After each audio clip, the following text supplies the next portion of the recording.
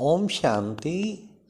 सुनते हैं 7 अप्रैल 81 के अव्यक्त बाप दादा के मधुर महावाक्य।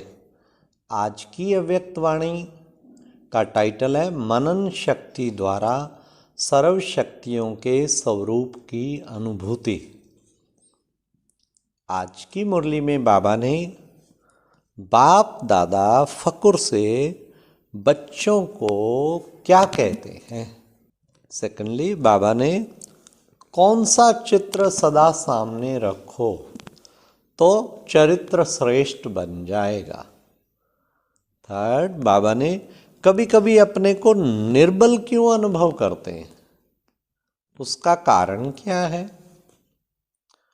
लास्ट, अनुभव की vitamin A, vitamin B, vitamin C कौन कौन सी हैं, तो आप सुनते हैं।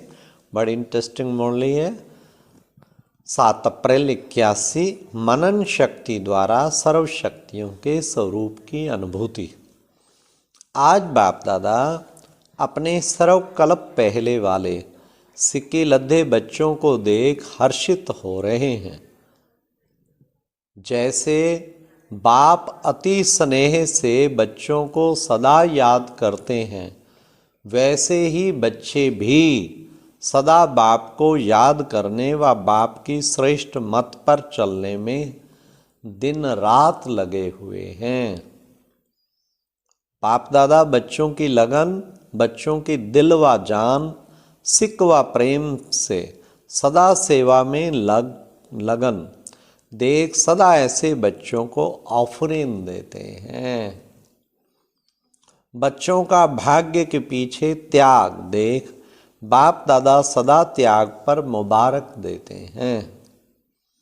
सर्व बच्चों का एक ही संकल्प बाप को प्रत्यक्ष करने व स्वयं को संपन्न बनाने का। यह भी देख बाप दादा खुश होते हैं। क्या थे और क्या बन गए, इस अंतर को सदा स्मृति में रखते हुए सभी इसी ईश्वरीय नशे में रहते हैं। इसको देख बाप दादा भी फकुर से कहते हैं। क्या कहते हैं? वाह मेरे संगम योगी बच्चे वाह। इतने तकदीरवान जो अब लास्ट जन्म तक भी आपके तकदीर की तस्वीर मस्तक में महिमा द्वारा, मुख में गीतों द्वारा और हाथों से चित्र द्वारा और नैनों में स्नेह द्वारा तकदीर की तस्वीर खींचते रहते हैं। अब तक भी आप श्रेष्ठ आत्माओं के शुभ घड़ी को याद कर रहे हैं। क्या याद कर रहे हैं? सुनो ध्यान से। क्या बाबा ने क्या कि फिर से कब आएंगे। हाँ, आवाहन की धूम मचाए हुए हैं कि वो हमारे देवात्माएं फिर से कब आएंगी। कितना आवाहन की धूम मचा रखी है। हाँ, कीर्तनों के द्वारा, मंदिरों में। ऐसे तुम तकदीरवान हो जो स्वयं बाप भी आपके तकदीर के गुण गाते हैं। वाह वाह वाह वाह। हाँ, अंतिम भक्त तो आपके चरणों को भी पूजते रहते हैं। सिर्फ आपसे क्या मांगते हैं? सिर्फ क्या मांगते हैं कि अपने चरणों में ले लो बस, और कुछ नहीं चाहिए प्रभु। वाह, इतनी महान आत्माएं हो। इसलिए बाप दादा भी देख हर्षित होते हैं।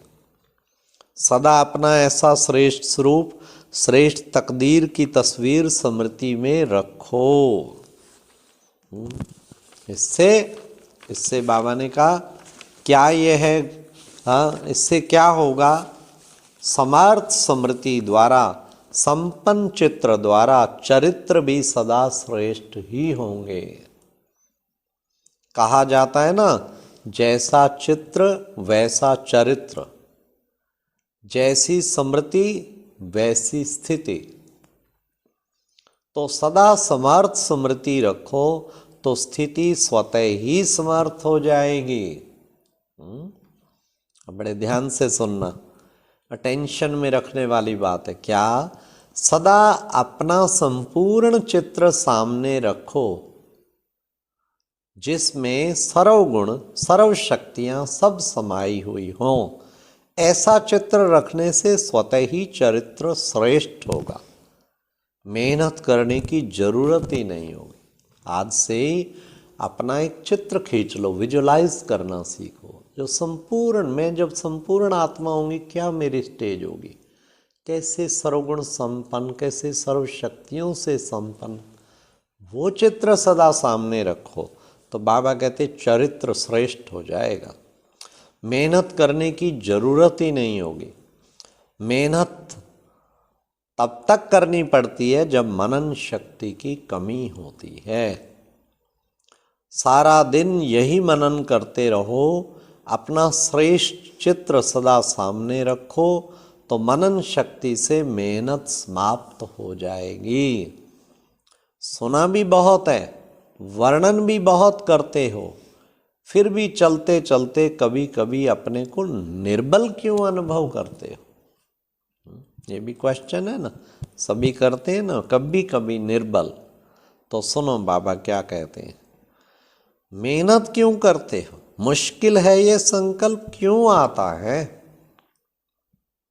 इसका कारण सुनने बाद मनन नहीं करते हो। जैसे शरीर की शक्ति आवश्यक है ना, मनन शक्ति से बाप द्वारा सुना हुआ ज्ञान सबका अनुभव बन जाता है। जैसे पाचन शक्ति द्वारा भोजन शरीर की शक्ति खून के रूप में समा जाता है ना, भोजन की शक्ति अपने शरीर की शक्ति बन जाती है, अलग नहीं रहती।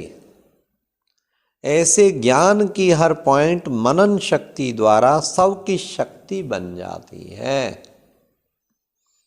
जैसे आत्मा की पहली पॉइंट सुनने के बाद मनन शक्ति द्वारा स्मृति स्वरूप बन जाने कारण स्मृति समर्थ बना देती है, मैं हूं ही मालिक, यह अनुभव समर्थ स्वरूप बना देता है।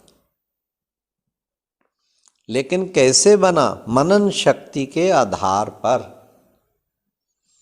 तो आत्मा की पहली पॉइंट अनुभव स्वरूप हो गई ना।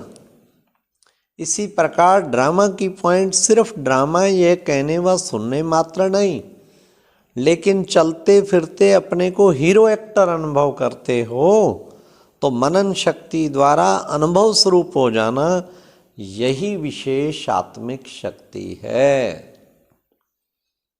सबसे बड़े ते बड़ी शक्ति अनुभव स्वरूप है। अनुभवी सदा अनुभव की अथॉरिटी से चलते, अनुभवी कभी धोखा नहीं खा सकते। अनुभवी किसी के डगमग करने से, सुनी सुनाई से विचलित नहीं हो सकते। अनुभवी का बोल 1000 शब्दों से भी ज्यादा मूल्यवान होता है। अनुभवी सदा अपने अनुभवों के खजानों से संपन्न रहते हैं। ऐसे मनन शक्ति द्वारा हर पॉइंट के अनुभवी सदा शक्तिशाली, माया प्रूफ, विघन प्रूफ, सदा अंगत के समान हिलाने वाला ना कि हिलने वाला होता है। तो समझा भी क्या करना है। जैसे शरीर की सर्व बीमारियों का कारण कोई ना कोई विटामिन की कमी होती है ना, तो आत्मा की कमजोरी का कारण भी मनन शक्ति द्वारा हर पॉइंट के अनुभव की विटामिन की कमी है। जैसे उसमें भी वैरायटी ABC विटामिन है ना, तो यहां भी किसी ना किसी अनुभव के विटामिन की कमी है। कुछ भी समझ लो, ए आत्मा की विटामिन, विटामिन B बाबा की, और विटामिन C ड्रामा की, क्रिएशन व सर्कल कहो, ऐसे कुछ भी बना लो, इसमें तो होशियार हो ना। तो चेक करो कौन से विटामिन की कमी है। आत्मा के विटामिन की कमी है, परमात्म संबंध की कमी है, ड्रामा के गुह्यता के अनुभव की कमी है, संपर्क में आने के विशेषताओं के अनुभूति की कमी है, सर्व शक्तियों के स्वरूप के अनुभूति की कमी है, और वही कमी मनन शक्ति द्वारा भरो। चेक करो और फिर चेंज करो। श्रोता स्वरूप या भाषण करता स्वरूप सिर्फ यहाँ तक आत्मा शक्तिशाली नहीं बन सकती कि आप श्रोता अच्छे हैं या भावकता भी अच्छे हैं, लेकिन नहीं, ज्ञान स्वरूप अर्थात अनुभव स्वरूप, अनुभवों को बढ़ाओ और उसका आधार है मनन शक्ति। मनन वाला स्वतः ही मग्न रहता है।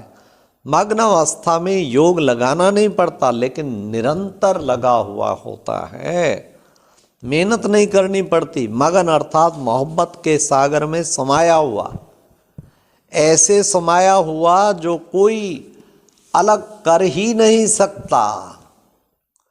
तो मेहनत से भी छूटो और बाहर मुक्ता को भी छोड़ो, तो मेहनत से छूटो और अनुभवों के अंतर्मुक्ता स्वरूप में समा जाओ।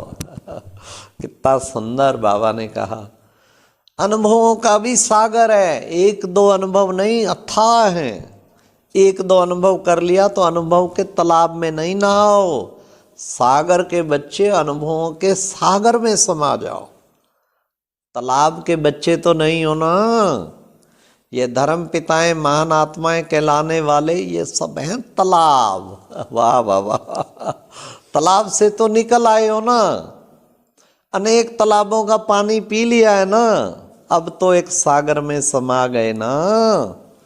अच्छा, ऐसे सदा समर्थ आत्माओं को, सदा सर्व अनुभवों के सागर में समाई हुई आत्माओं को, सदा अपना संपूर्ण चित्र और श्रेष्ठ चरित्रवान आत्माओं को, सदा श्रेष्ठ भाग्यवान आत्माओं को, सदा अंतर्मुखी सर्व को सुखी बनाने वाली आत्माओं को, ऐसे डबल हीरो आत्माओं को बाप दादा का याद प्यार और नमस्ते। और अब यह एक बहुत अच्छी वीडियो भी जरूर देखें।